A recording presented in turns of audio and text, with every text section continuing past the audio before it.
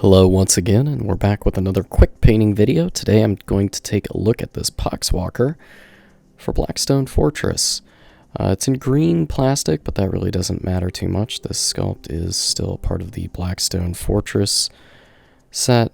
Just wanted to show that off as I go in and actually start priming it here on the video. So we're going to start off with some Stynylrez black primer. We're going to prime the entire mini here. But what we're going to do afterwards is add a little bit of pre-shaded highlight.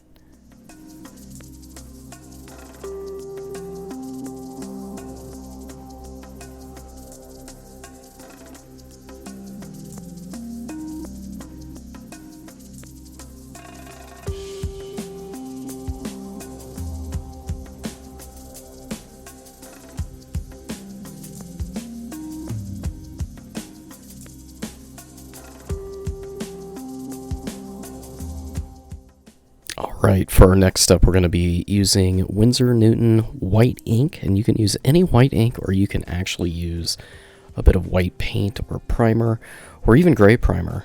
This is kind of up to you, but I'm using white ink specifically because ink flows out of the airbrush really smoothly. And I'm taking this very slow and not using very much ink at all. You can go very, very, very small on the amount of ink that you're putting into your airbrush cup. So take it easy, hit a few spots that you think may not be getting the amount of light they should before you finish up, and just try to get this as smooth as possible. We're going to use this as an undercoat for some color.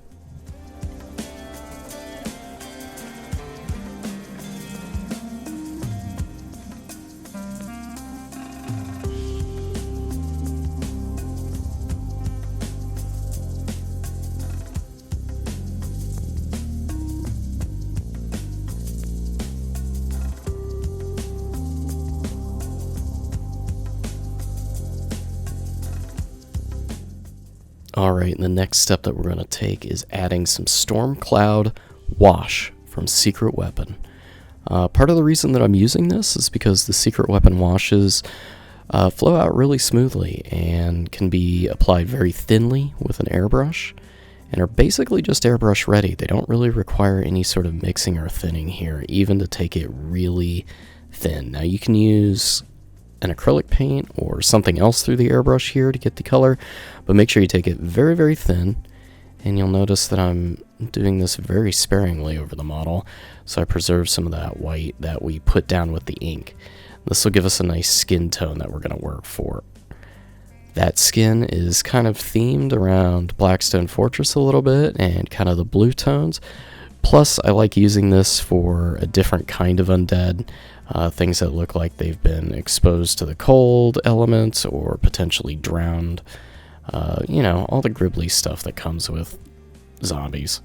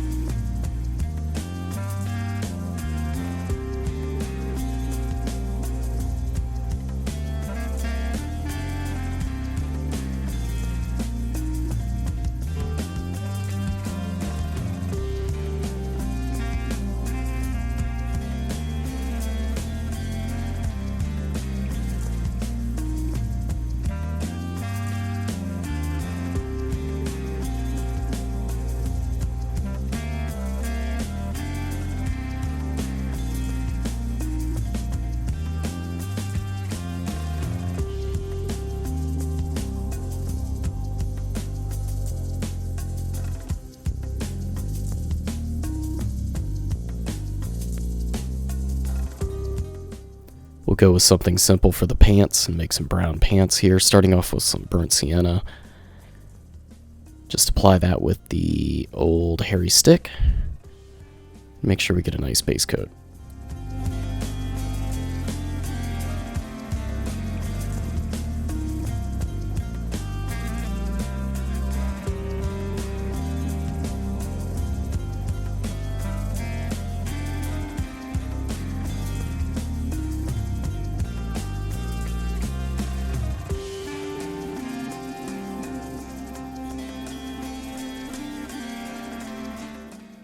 Alright, now that we've got all of our browns down, that includes the weapon handles, we're going to keep moving along. Now, I've got the head of the mallet covered as well, but we're going to change that up later, so just hang on. Before we go any further, let's go ahead and base coat in all of the maggots. So we're going to use some Averland Sunset here from Citadel, and we'll hit all of those maggots with a bit of the Averland Sunset. So this is definitely another base coat. You don't have to go too hard on this. Just get the tops of the maggots there, and we're going to wash all of these down along with the pants here in a moment.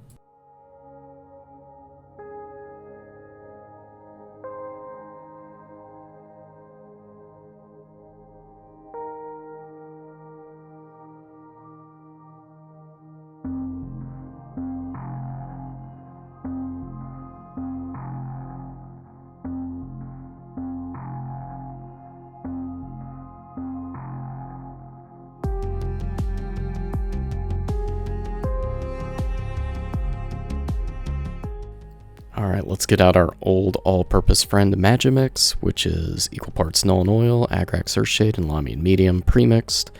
And I'm just getting out a dry palette here. This is like old condiment cup. These are really great, along with the lids and various pieces of scrap plastic to paint off of, especially loading up things like inks or washes, or just getting a little bit of medium out that you might not be mixing with your paint, but wicking up with your brush. You can see here, I'm just putting this stuff on full strength on the pants, anything that's brown, anything that is yellow, meaning the maggots.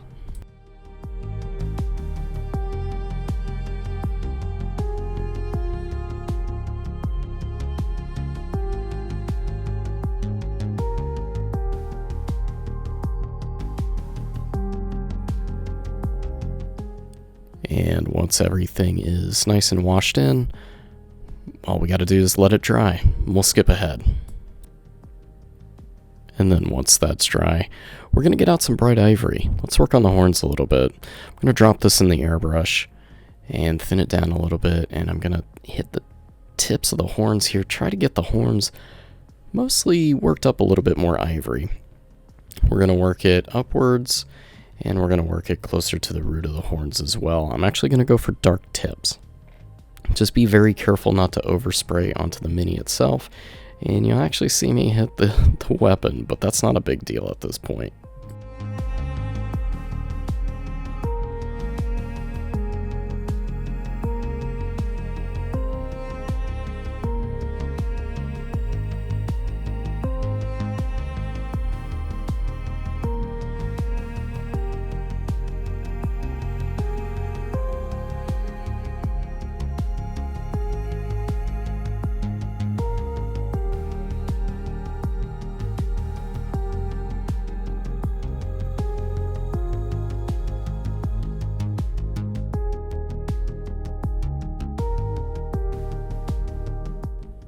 The next step that I'll do using the airbrush is applying a little bit of Acryl Blue Black to the tips of the horns to make them appear a little bit darker towards the tip.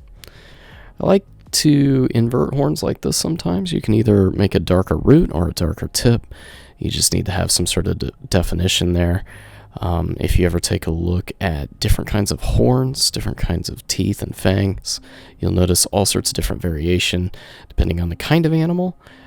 This is kind of similar to how I see steers and cows and things like that, so we're going for more of a bovine look here, but it's mostly because I like the look of it here with the blue. It looks like it's kind of dead flesh towards the outside, even though this is bone.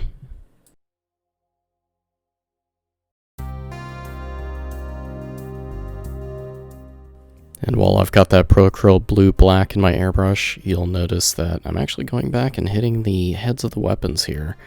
So our little zombie has a bit of a shiv in one hand, and I'm going to make the head of the mallet metallic here.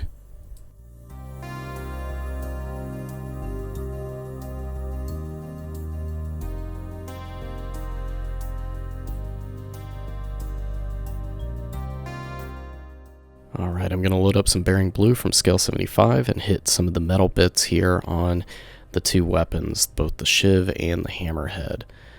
Just going to take that very easy, take it from a couple of different angles, and kind of create a bit of a metallic look for our zombies' weapons.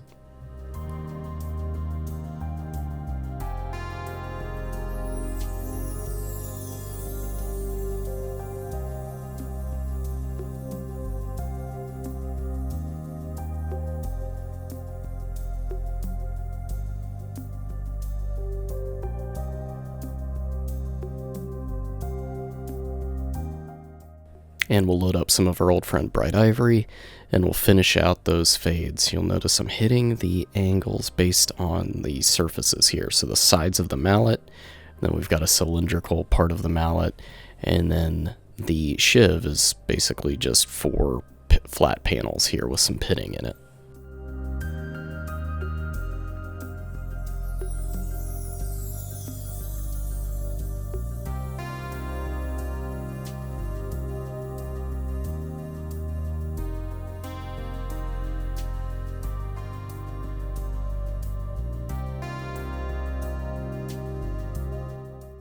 I'll use mixtures of that Bering Blue and Bright Ivory here to do some edge highlighting. You can add some additional shine lines or anything you'd like around any bits of metal or on any of the panels, but mostly I'm just hitting the edges and making sure I hit a bit of the pitting. I'm not really adding a whole lot of corrosion here. I just want it looking like it's been eaten away at some point and knocked off. And we'll add in a bit of our burnt sienna to a couple of areas here now that we've oversprayed them with the blues. We can hit that handle again, as well as on top of the actual mallet head. Alright, let's keep moving. I'm going to use some of that burnt sienna here back on the areas where I hit the pants with the wash before, as well as blocking in this little bit that I missed here off to the side. There's kind of a Nurgle symbol there. We'll make that gold. But until then, let's just bring up a little bit of that color into the pants, not much, just so it doesn't look completely washed out, and we start setting up a bit of a highlight, a bit of a shine. I'm hitting the eyes here with a bit of paint that's just been sitting on my palette. I've got a small smidge of Emperor's Children pink there. And then for the chains and hooks around his pants, I am going to use Averland Sunset again.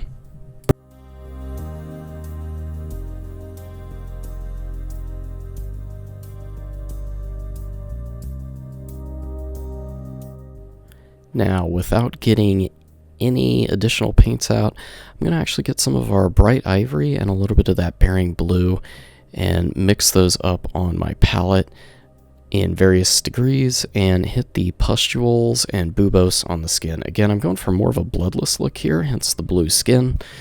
So where it pops out, there is less blood, just mostly gray, pale flesh. And that's what we're looking for here.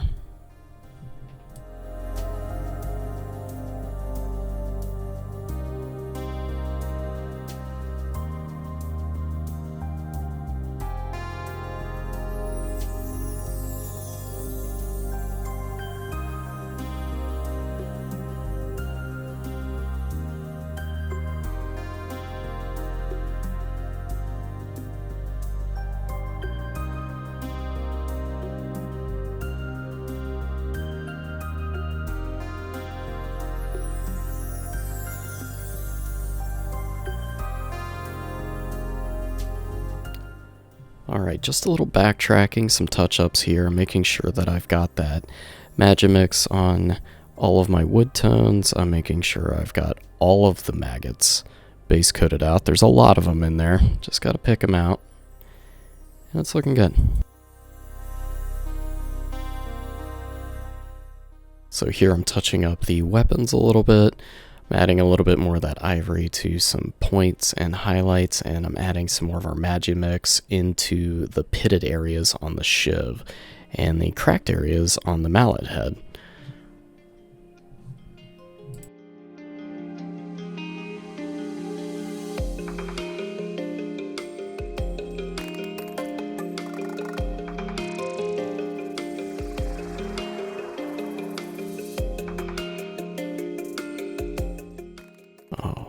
After you have hit up all of the yellow areas, make sure that they have been washed in with Magimix.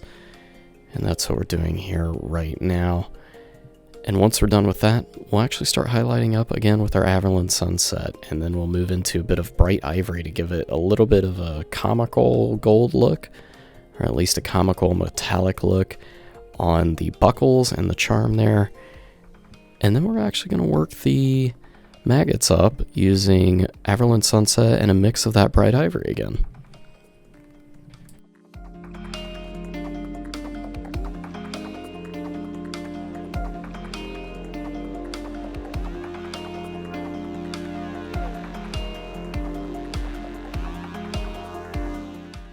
So one thing you might see me doing here is I'm actually going into the areas around the horn, or the root of the horns here, and adding more of our Magimix. I want to get a little bit of differentiation.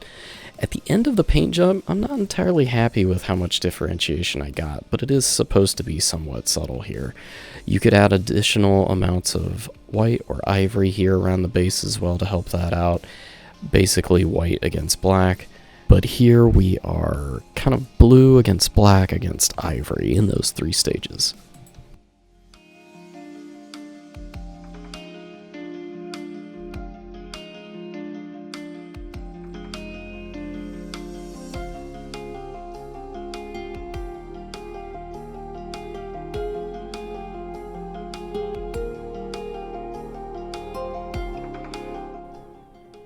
Alright, I'm hitting the high points of all the buckles here and the charm with a little bit of that bright ivory. If you want a more realistic look, you can really work this back and forth with some nice browns, a little bit of black in the shade.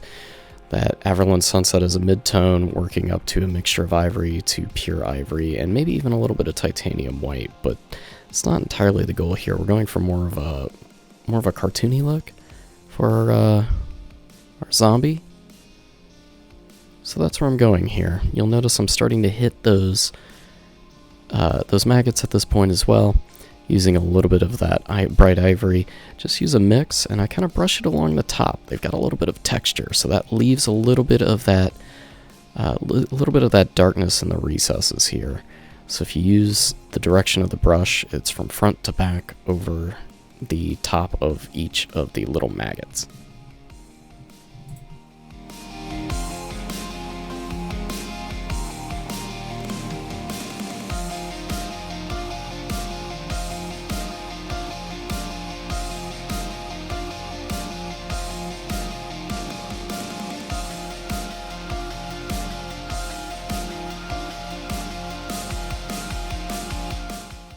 We'll do a quick number on the belt here with a little bit of monument black-brown.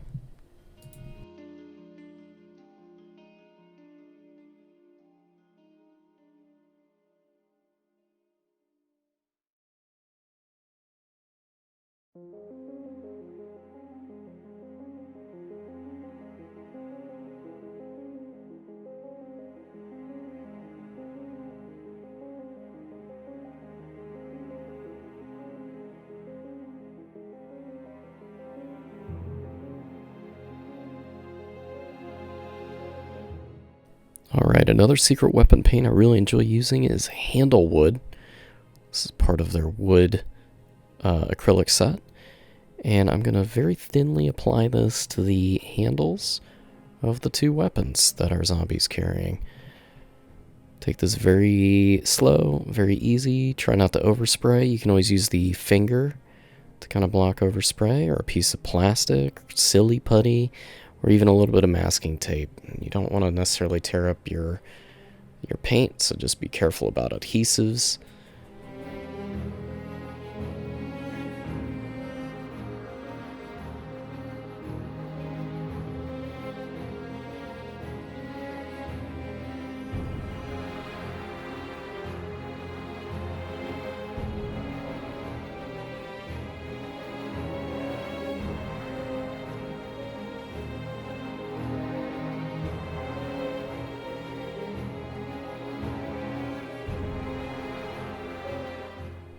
Alright, and a few quick touch-ups here.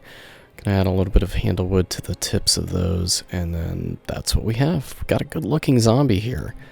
Now, this is meant to be more batch painted, so painting one at a time might be a little inefficient, But also, we need to make a base for that. Hang tight.